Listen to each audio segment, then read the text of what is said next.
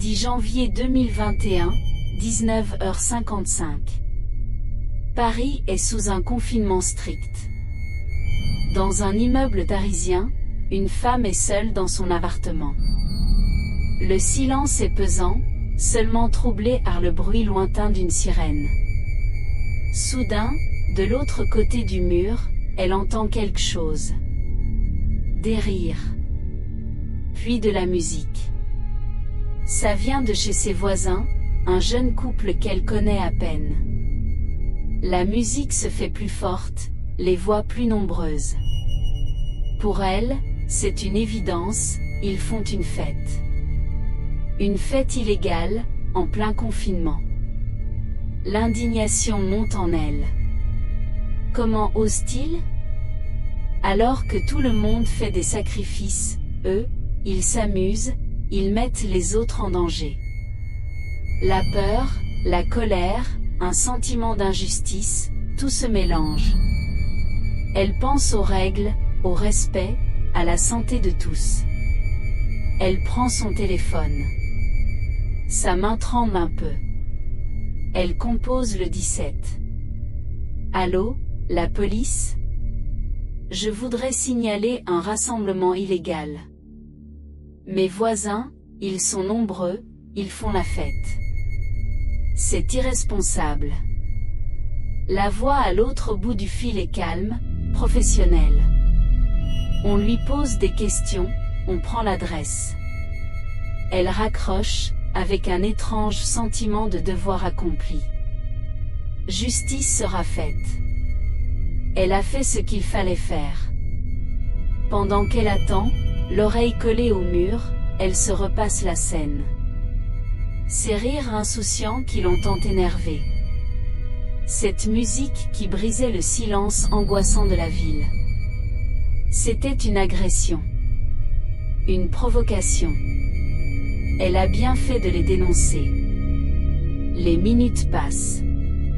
Elle imagine déjà la police arriver, la fête s'arrêter brusquement. Un silence satisfait s'installera enfin. Mais un autre son vient perturber son attente. Un son faible, qui vient non pas du mur des voisins, mais de l'autre pièce de son propre appartement. C'est une toux. Une toux rauque, difficile.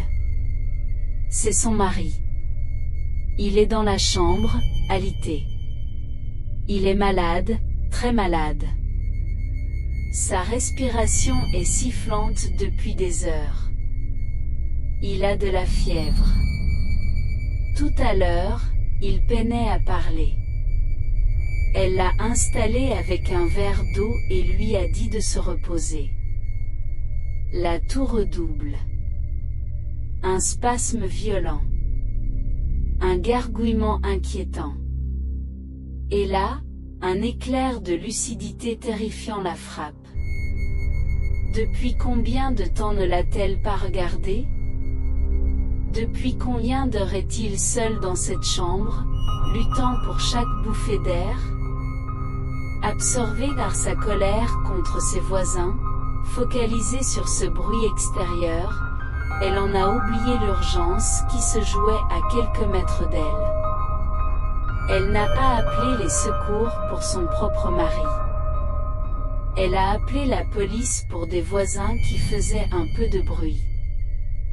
Cette histoire, inspirée de faits réels durant le confinement, nous interroge sur nos propres peurs et nos priorités.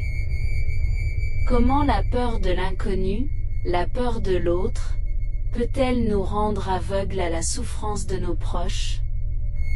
Comment l'obsession pour les règles peut-elle nous faire oublier l'essentiel, l'humanité, l'empathie, le soin que l'on doit à ceux qu'on aime? La véritable menace n'était pas de l'autre côté du mur, mais dans sa propre maison, dans son propre oubli. Une leçon terrible sur la façon dont la peur peut déformer notre perception du danger. Prenez soin de vous et de vos proches. Merci d'avoir écouté, et si cette histoire vous a touché, abonnez-vous pour ne pas manquer les prochaines.